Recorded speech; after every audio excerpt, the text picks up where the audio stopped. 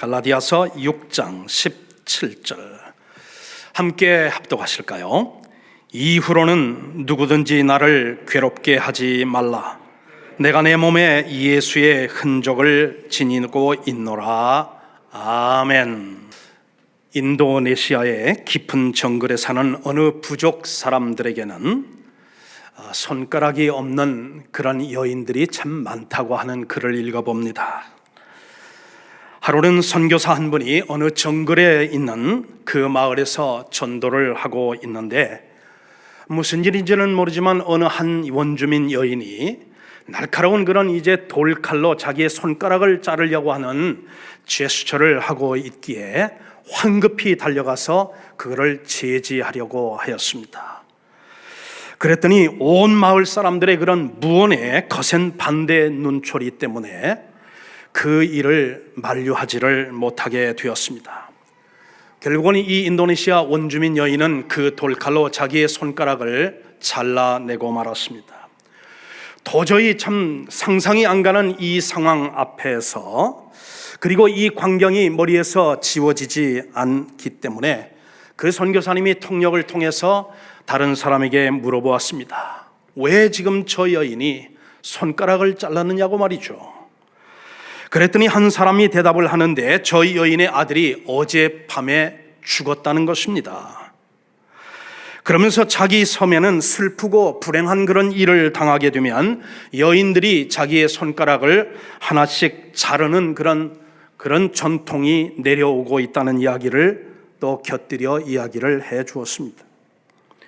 그리고는 그 설명을 하는 여인도 자기의 어떤 그런 손가락을 보니까 손가락이 몇 개가 없는 그런 모습이었습니다.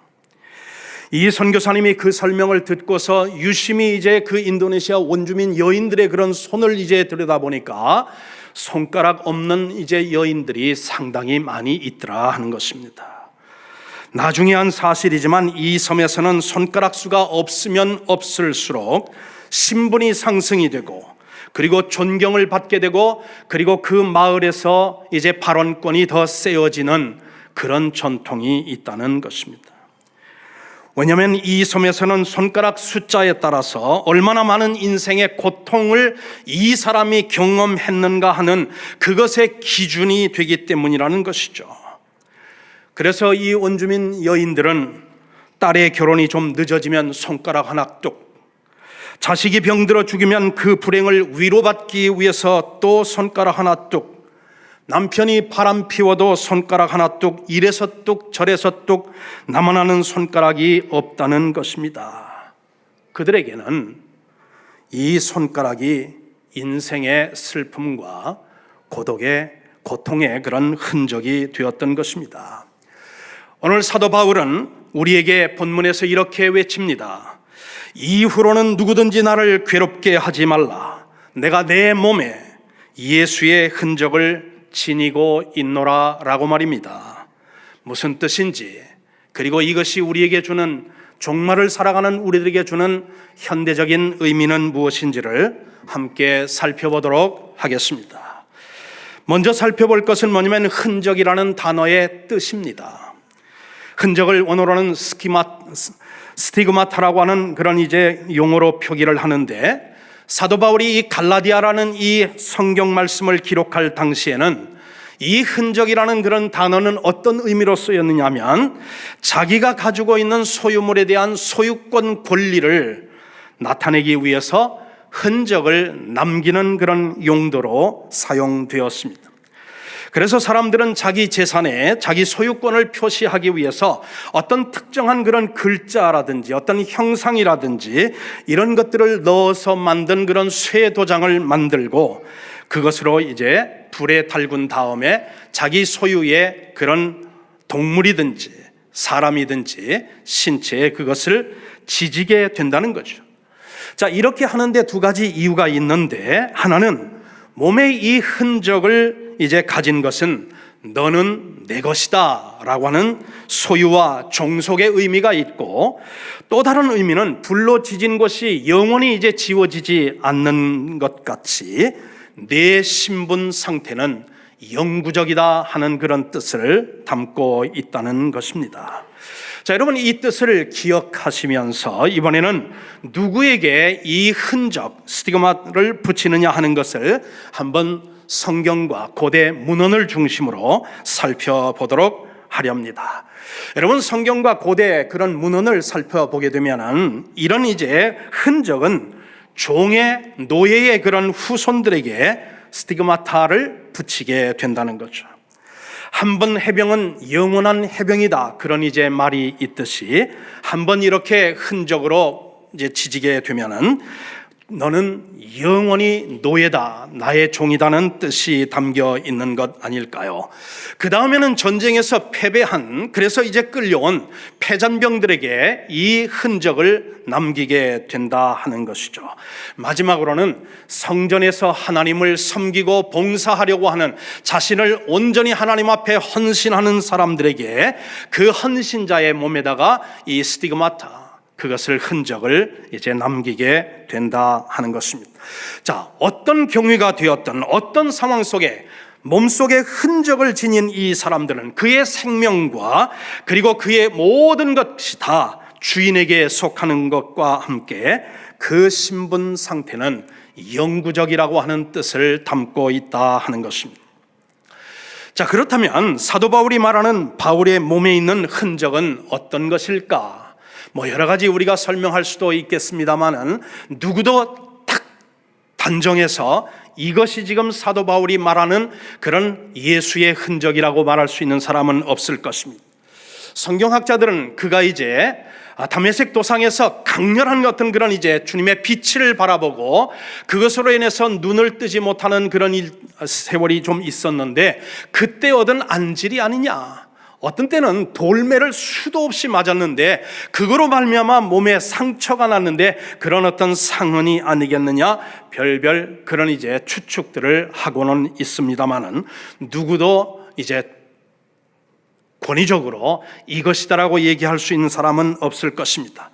한 가지 분명한 것은 사도 바울은 예수 그리스도를 사랑하기 때문에, 복음을 사랑하기 때문에 복음의 빚진 자 되어 가는 곳마다 복음을 전하려 하다가 박해와 핍박을 받은 그런 일로 인해서 그의 몸에는 예수의 흔적이 수도 없이 많았다 하는 사실을 우리는 짐작해 볼 수는 있다 하는 것입니다. 자, 그러면 이번에는 바울이 내 몸에 예수의 흔적을 가졌다고 하는 이 고백의 의미가 무엇인지를 한번 살펴보도록 하겠습니다. 여기는 두 가지 그런 의미가 담겨져 있습니다. 첫째는 나는 이제 세례를 통해서 예수님의 소유된 사람입니다. 그리고 나는 예수 그리스도에게 영원히 이제는 종속된 사람이다라는 그런 고백의 의미가 담겨 있는 것이 이 흔적, 즉 사도 바울이 내 몸에 예수의 흔적을 지녔노라고 한 의미가 되겠습니다. 여러분, 성도는, 여러분과 저는 예수님을 구주로 영접하고 세례를 받음과 동시에 그리스도에게 속한 사람이죠. 여러분, 크리스천이라는 그 단어가 person belong to Christ, 즉 예수 그리스도에게 소유되고 속한 사람이다, 그런 뜻이 되죠. 물론 내 몸에 달구어진 어떤 그런 쇠, 그런 글로 흔적이나 이 스티그마타를 붙인 그런 것은, 흔적은 우리에게는 없을 줄 압니다. 그럼에도 불구하고 예수를 생명의 구주요 살아계신 하나님의 아들로 고백하며 세례를 받은 성도들에게는 다 성령의 스티그마타가 붙어 있다는 사실을 여러분, 성경이 우리에게 증거해 주고 있습니다. 다른 말로 하면 예수님을 영접하고 우리가 세례를 받은 사람은 성령께서 우리에게 인쳐주셨다. 성령의 인침을 받은 사람들이 바로 예수 그리스도를 믿고 그 믿음 안에서 세례를 받은 우리들이다 하는 것입니다. 성령으로 인침을 받는다는 것, 이것은 성도에게는 매우 중요한 은혜의 사건이 아닐 수가 없습니다. 왜냐하면 성령의 인침을 받은 사람은 하나님께 속한 사람이요, 그 사람은 예수님께 영구히 종속된 사람이니 우리는 남은 우리의 인생의 후반전, 우리의 삶의 전 영역과 전 구간을 통해서 하나님 앞에 구별된 삶을 살아야 하는 사람들이다. 믿으시면 아멘 하실 수 있기를 바랍니다. 여러분, 우리는 막 가는 인생을 사는 사람들이 아니다 하는 것이요. 우리는 하나님께서 우리를 불러주셨고 우리를 위해서 아들을 십자가에 못 박아 우리를 구원해 주신 그 은혜에 보답하는 삶을 살면서 구별된 삶을 살아야 되는 사람들이 여러분과 저다 하는 것이죠. 여러분, 저도 개를 참 많이 길러보았습니다. 저는 개를 참 좋아하는데 지금은 기르지를 못하고 있습니다. 제가 개를 이제 길러보면 개도 말이죠, 아무 데서나 오줌을 싸지 않더라 하는 거죠. 개도 이것저것 냄새를 맡아보고 그리고 또 자기 개의 양심에 비추어서 가책이 되지 않을 만한 곳에 오줌을 싸더라 하는 것이에요. 여러분, 맞습니까? 안 맞습니까? 맞죠. 땅 냄새를 맡아보고 여기다가 내가 오줌을 싸도 괜찮겠다 싶으면 그곳에 오줌을 싸는 그런 개들을 많이 봅니다. 자, 하물며 말이죠, 개들도 이러는데 하물며 예수님께 소유되고 종속된 성도가 갈 것 안 갈 것, 할 짓 못할 짓, 세상 사람들과 구별되지 않는 그런 삶을 살면서 살아야 되겠느냐 하는 것이죠. 이 종말을 살아가는 여러분과 저는 구별된 삶을 살라고 우리 주님께서 성경에서 우리에게 도전하여 주고 있다 하는 것입니다. 오늘 내 몸에 예수의 흔적을 가졌노라 그러면서 나를 더 이상 괴롭게 하지 말라 외치는 이 사도 바울은 여러분과 저를 향해서 당신은 과연 예수의 흔적을 몸에 지니고 있는 사람입니까? 라고 지금 묻고 있다 하는 것이에요. 둘째, 나는 죄인이었으나 십자가의 보혈로 죄 사함 받은 사람입니다라는 고백의 의미가 담겨 있다는 것이 사도 바울이 내가 예수의 흔적을 내 몸에 지녔노라 하는 그 의미다 하는 것입니다. 이것은 구원의 감격과 기쁨을 말하는 것입니다. 사랑하는 성도님 여러분, 예수의 흔적을 가진 자의 흔적은 무엇일까요? 여러분이 예수의 흔적을 여러분의 삶과 여러분의 몸속에 지니고 있다고 하는 그 흔적은 무엇이냐 하는 것이에요. 우리가 들고 다니는 때 묻은 그리고 해묵은 그런 어떤 성경책일까요? 기도할 때마다 떨리는 음성으로 하나님 앞에 거룩하게 그렇게 목소리를 내어 기도하는 그 목소리일까요? 예수의 흔적을 가진 자의 모습은 헤어진 성경도 떨리는 그런 이제 음성도 아니에요. 여러분, 예수를 이제 믿음으로 말미암아 예수의 흔적이 우리 몸에 있는 사람들은요, 우리 몸에서 기쁨이, 우리 얼굴에서 기쁨이 나타나야 된다 하는 사실입니다. 왜? 기뻐할 수 있고 즐거워할 수 있는 이유가 우리 마음에는, 우리의 어떤 삶 속에는 충분히 있기 때문에 그렇습니다. 제가 이야기를 하나 할 터인데 웃기면 웃어주시길 바랍니다. 하나님께서 창조하고 또 빚으신 그런 모든 피조물들 중에 웃을 줄 알고 그리고 웃음에 반응할 수 있는 그런 피조물은 사람밖에는 없다는 사실이에요. 맞습니까? 아멘. 여러분, 오래전에 어느 미국 선교사님이 한국 시골에 와서 보리밥 먹고 상추쌈 먹으면서 선교를 하던 중에 어느 날 어느 이제 교회에 가서 거기서 설교를 하는데 갑자기 화장실에 가야 할 그런 충동을 느끼게 되었습니다. 당혹스럽죠, 이런 상황이 되면. 그러면 사실 저는 한 번도 그런 일을 경험해 보지는 않았습니다만은 이제 선배님들이 가끔 그런 모습을 보게 됩니다.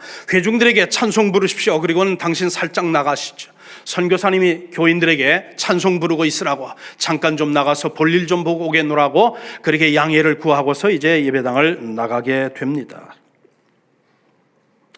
이 선교사님 본 적은 없지만 한국 사람들은 이제 이렇게 화장실에 가면 그런 요강을 쓴다고 하는 소리를 듣고 해서 교인들에게 잠깐 찬송을 부르라 하고서는 바깥으로 나왔습니다. 이제 나와서 집 뒤로 가보니까 장독대가 보였습니다. 뭔지 알턱이 없는 선교사님, 이것들이 바로 한국 사람들이 얘기하는 요강잉보다 생각을 하고 하나씩 열어보니까 어떤 건 큰 것도 있고 어떤 건 작은 것도 있고 어떤 건 꽉 차 있는 것도 있고 어떤 건 한 반쯤만 차 있는 것도 있고 해서 반쯤 찬 그 요강에다가 그만 볼일을 보았습니다.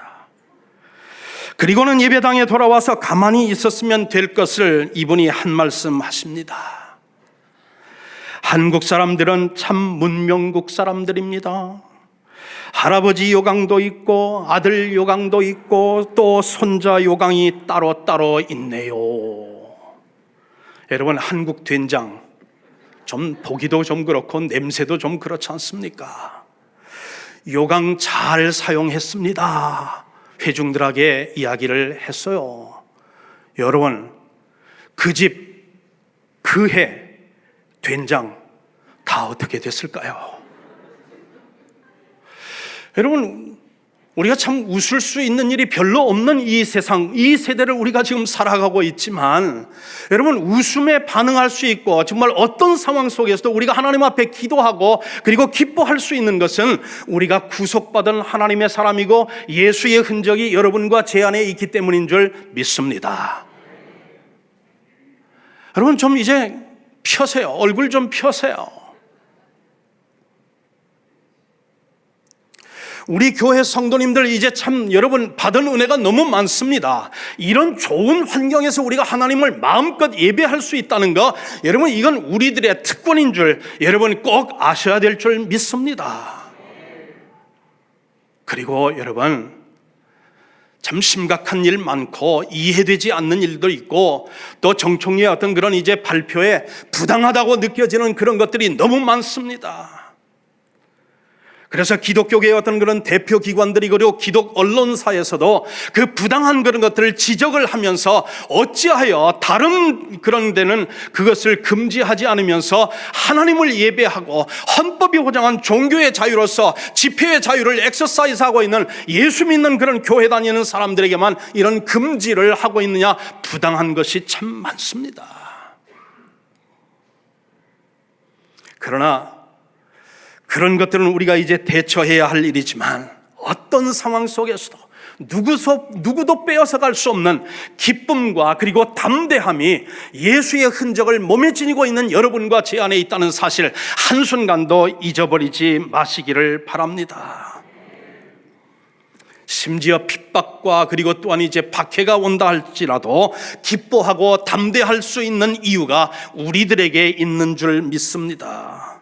왜냐하면 우리 몸에는 예수의 흔적이 있기 때문이죠. 세계교회사에 나오는 일화를 하나 여러분에게 소개해 드리기를 원합니다.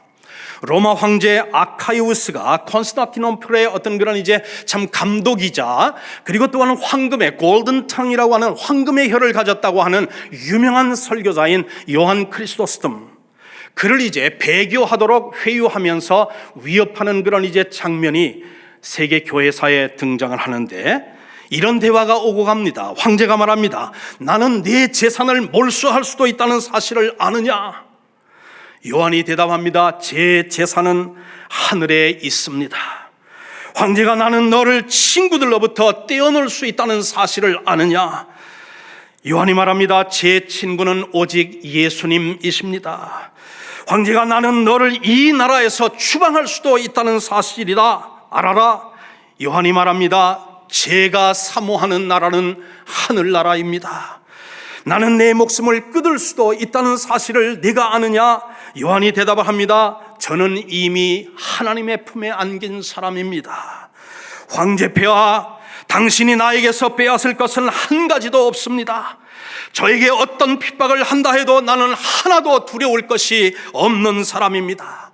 왜냐하면 당신이 나를 쫓아내면 저는 엘리야가 될 것이고, 당신이 나를 구덩이에 던지면 나는 예레미야가 될 것이고, 당신이 나를 바다에 던지면 나는 요나가 될 것이고, 당신이 나에게 돌로 친다면 나는 스데반처럼 될 것이고, 목을 벤다면 저는 세례 요한처럼 될 것이니 저는 아무것도 두려울 것이 없습니다.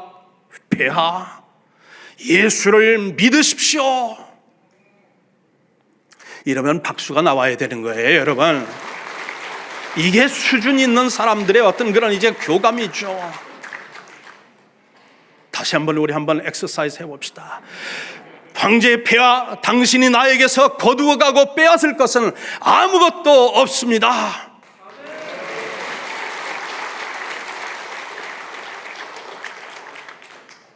여러분, 예수의 흔적을 몸에 지닌 사람만이 감히 고백할 수 있는 그런 내용 아니겠습니까? 여러분, 여러분에게는 그런 담대함이 있느냐 하는 것이에요.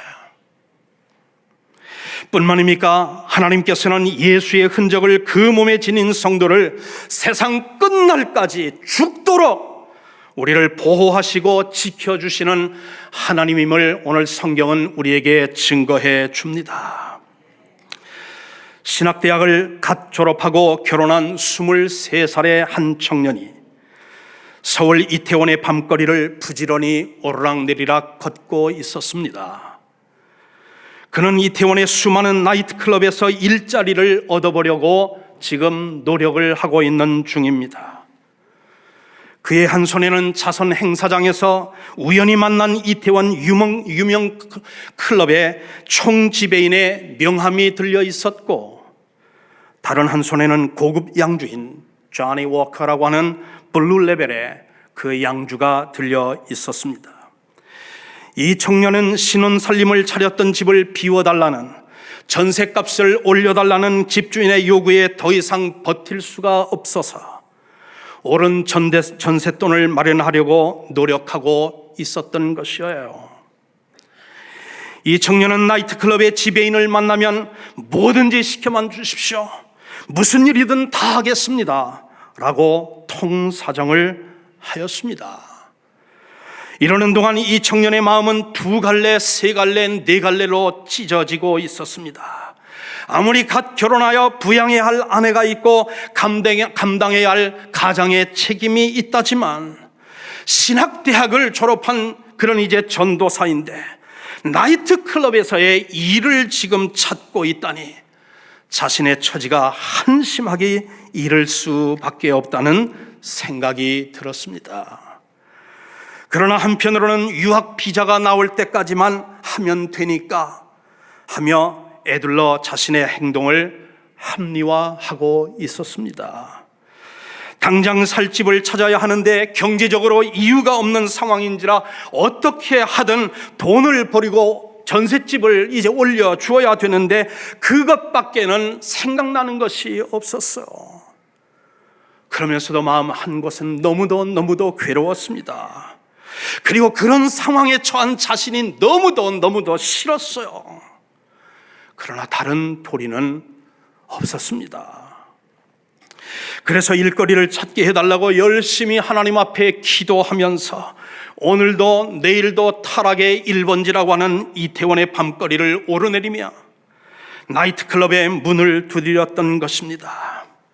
그는 속으로 이렇게 생각을 했습니다. 자신은 젊고 머리도 있고 그리고 눈치도 빠르고 또 외모도 받쳐주니 거기다가 찬밥 더운 밥 가리지 않고 뭐든지 하겠다는 그런 각오가 되어 있으니 곧 노력의 결과에 결실을 얻고 일자리를 찾을 수 있으리라 생각을 했습니다. 그러나 아무리 노력을 하고 아무리 열심을 내도 그리고 아무리 열심히 발품을 부지런히 팔아도 일자리를 얻어보려 노력하지만 찾을 수가 없었습니다. 지인에게 부탁하여 산 조니 워커 블루 레벨의 그런 이제 그 고급 양주 몇 병만 그저 축내고 말았다는 것입니다. 여러분, 그 미련한 청년은 나중에서야 깨달았습니다. 타락의 1번지에 발을 들여놓지 못하도록 하나님께서 그의 기도의 응답을 막으셨다는 사실, 그 사실을 나중에서야 그는 깨닫게 되었어요. 사랑하는 성도님 여러분, 그 미련했던 청년이 바로 43년 전 저의 모습이었습니다. 지금 생각하면 전율이 느껴집니다. 전셋돈 마련하려고 정말 다른 어떤 방법이 없어서 그 길로 갔지만 그게 전도사가 해야 할 일이고 성도가 해야 할 일인가? 만약에 그때에 내가 하나님 앞에 열심히 기도하며 일자리를 허락해 주옵소서, 그 기도를 하나님께서 만약에 응답하셨다면 지금 나는 어떻게 되었을까?